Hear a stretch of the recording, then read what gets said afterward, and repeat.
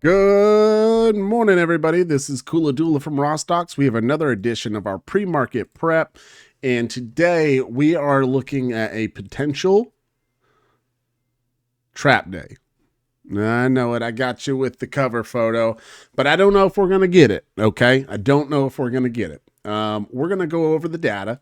We're going to go over, what Tesla looks like. We're going to go over NVDA squeezing in the pre-market and what to expect today right after this little video. Alrighty, so quick shout out to our sponsors, Blackbox Stocks and GammaEdge. Without those guys, we would not be able to provide this to you every single day, so shout out to them. Make sure you go visit the pinned tweet that I have on my profile and go check them out. Or it's in the description on YouTube, wherever you're finding this.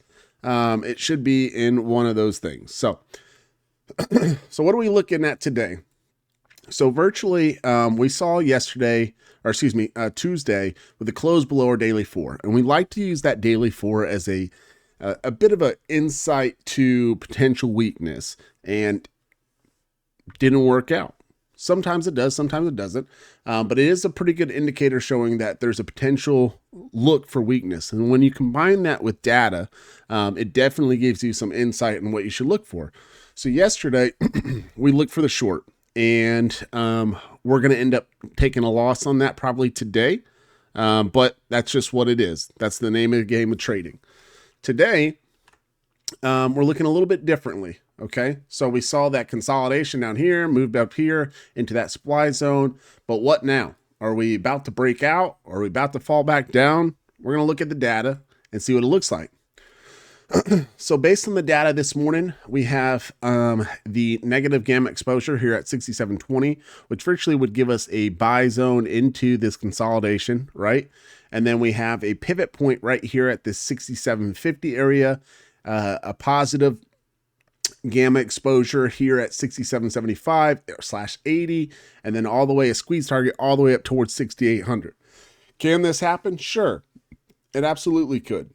Let's take a look at the data so you can get the full view of it. So currently, full complex, we're looking at, let me just refresh this, make sure it's good. Bear with me just 1 second. So there's a Condor today, okay? An iron Condor, virtually at 6780 all the way to 6720. So there's a group led by a guy named David, and they're pretty large investors. Collectively, they make these plays and they're large, and a lot of times they can be contained. It's a mathematical equation for these guys. They don't give a shit which way the market goes. They think it's going to stay in this range today based on a mathematical equation they have, all right? So 6780 and 6775 all the way down to 6720 and 6715. So like I said, that puts us in this range between this red one and this green one. They don't think that it's going to get to up here to 6810, but that, they are successful. They are very successful. However, they don't always win. And yesterday was a day they lost. Okay. So just for example, not by much, but they did lose. And this is a day where they double down. It makes their containment stronger. This is what we're looking at. We can look, based on where we're at right now, we're at 6754. We're right on this pivot zone, right? So we got to watch how we treat this pivot zone. If we fall from here, you're definitely looking to get short under that 6750 and hold. And see if this thing wants to revisit into the daily open from yesterday at that 6727, or potentially down into this gap close 6720, 6715 area. It'll be bought up down here, and we could create some type of range between these two, between these two areas here. However, I lean more on the camp today that we're going to get a breakout over the top of this heading up towards 6775. All right, that's what the data indicates. We are call dominated, a pretty strong net delta here, right? So keeps us call dominated in the gamma conditions here as well. And really nothing overhead. So we're looking for that push up with the breakout over there. Careful for maybe some type of, potential chop day, right? So if you're looking for this, make sure you try to have the understanding of there's that potential for chop.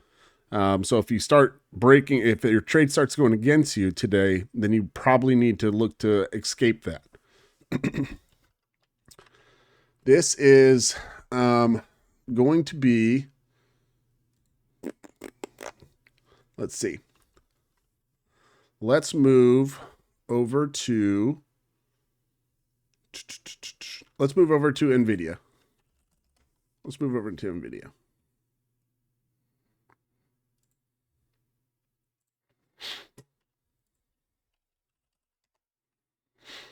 Okay, so today we're currently waking up, and this is at 192.5 area.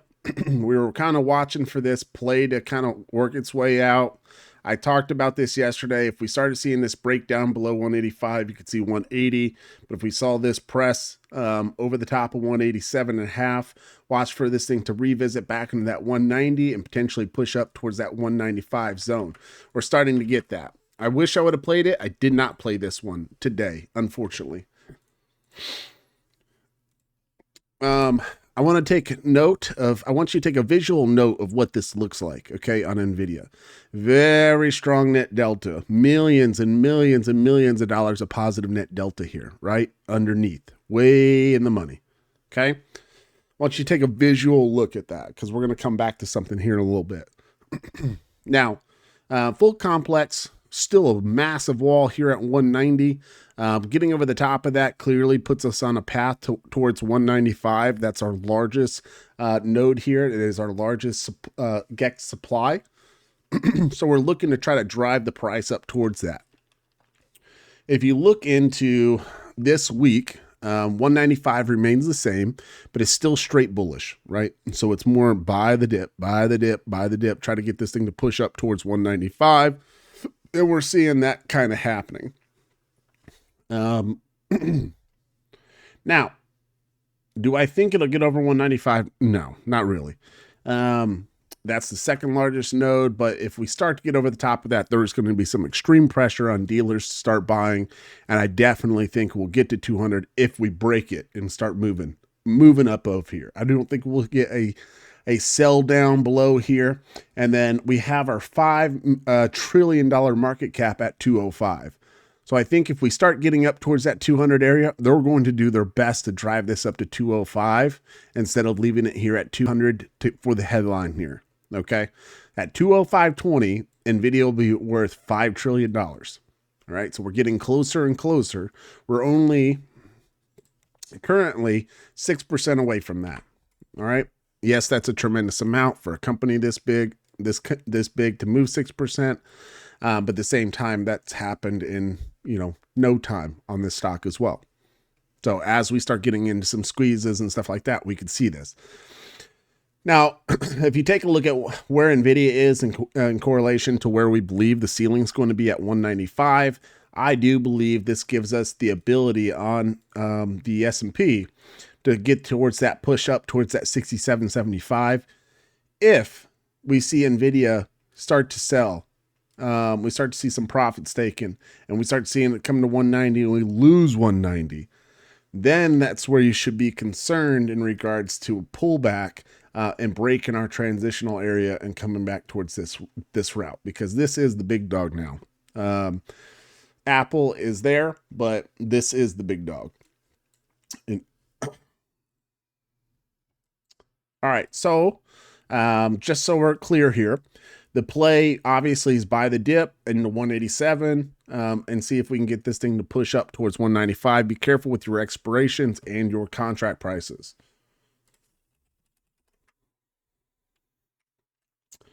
Now, Tesla. I will say this. Tesla has been a little resilient in regards to making its push up, but data still remains call dominated here in a huge draw towards 500 here. 450 is not far behind it, but drop this week, 500 remains the clear pressure point word ahead. But first we have to try to get over this week's barrier at 450. Not to say that they won't be adding into next week's putting 450 pressure on. Not just saying it's like clear to go, but it definitely looks like we have an opportunity to maybe squeeze into that next week. Got to see how the market kind of goes. Focusing on this week, there's a tremendous amount of people selling covered calls. You can tell by the negative net delta here and the positive net gex here. So we're seeing a tremendous amount of those being sold. So people are looking right now to sell into that 488, 490, 470 area. But as you can see, as we get into that 450 zone, we start to see that kind of flip a little bit. People are looking to try to drive price there. But there's a lot of negative pressure here. Okay. There's a lot of negative pressure.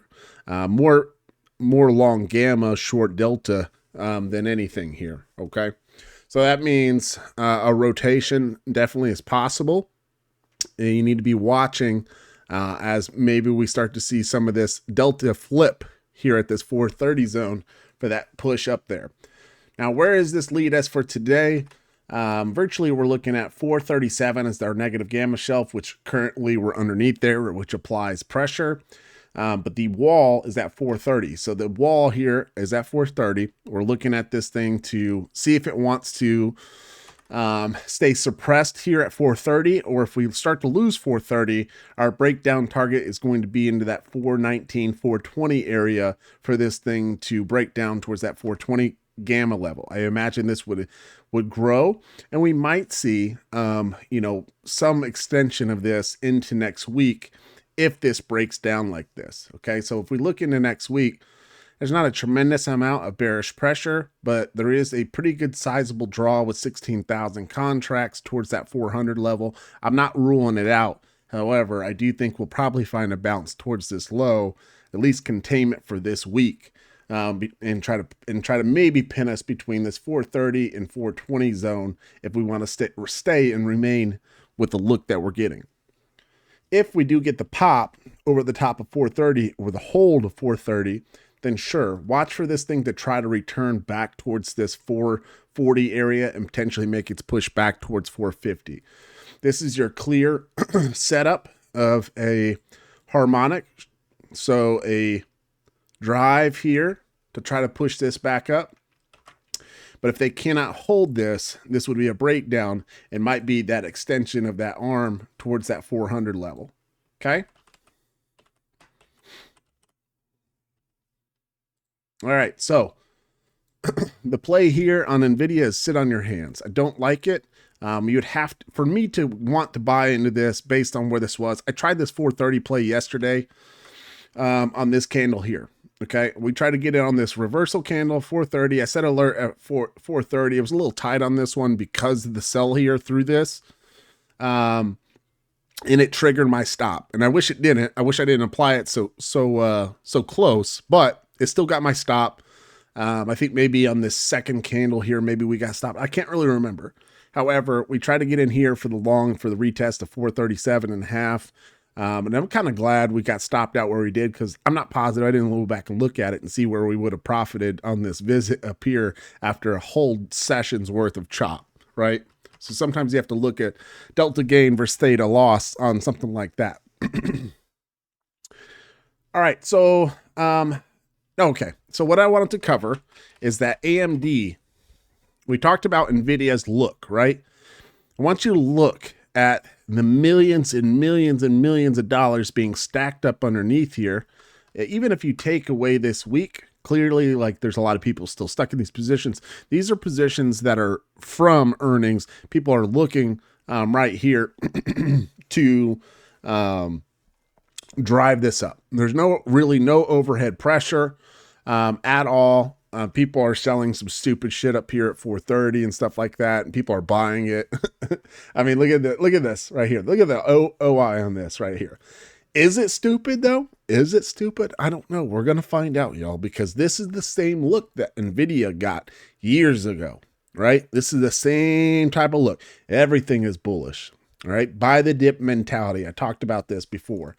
250 is starting to grow for AMD here outside of this week, but 240 remains the target to the upside for this week. I talked about this where I thought we'd probably create a range on AMD If you follow me on Twitter, which you should, I talked about how we'd likely open up towards 240, and I thought we'd sell down from 240. Well, we did push into that 240 area, and we already got that sell down. So I'm not positive on exactly how this is going to look now, but I do imagine we see some level of pin probably between that 245 mark and down into or towards that 240. If we lose that, then watch for a rejection down towards 230 for the pin into the week. But ideally, I think we've probably seen the high on the week on AMD, but that does not mean that we will not see an expansion into 250 into next week, because that's what data is showing us. Okay. So the point I'm trying to make here is you are not selling this. If you were in some swings, you're in shares here, you are not selling this. There's no reason for you to sell this until this data flips, until this sentiment switches. You are not interested in selling this. You sit in this and you hold it, and you thank your self from a week ago for wanting to buy AMD or however long you bought it, and you look to see this thing try to continue to grind and throw speculation on it. I'm not a huge proponent of AMD, but it does seem like they've made some advancements, and I cannot say that I've done enough market research on AMD to say one way or the other. So with this being said, that's going to wrap up our today's session. I want to say a special shout out to our sponsors again, GammaEdge and RawStocks. If you guys are interested in joining our Discord community, come join us at RawStocksLLC.com. That is RawStocksLLC.com. We have a $7 for 7-day full access pass that you can buy. Otherwise, we have a monthly at $99 a month. I think most of the members would tell you that the access that you get to all our analysts is worth $99. So come take a look at that. There's a link in the bio if you want to. Make sure you subscribe, like, and share, and do all those things. Till tomorrow, we'll catch you later.